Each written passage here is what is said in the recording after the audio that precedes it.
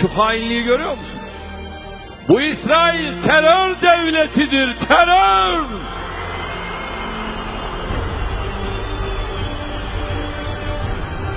Ve 14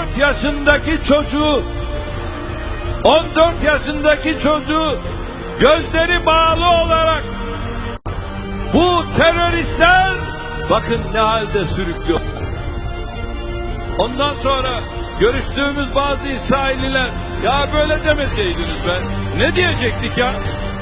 Ne diyecektik? Kudüs bizim gözümüzün nurudur. Kudüs'ü çocuk katili bir ülkenin insafına terk etmeyeceğiz.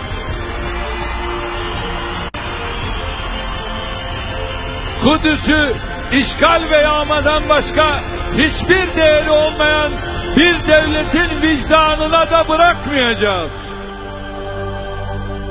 Kudüs'ü çocuk katili bir ülkenin insafına terk etmeyeceğiz.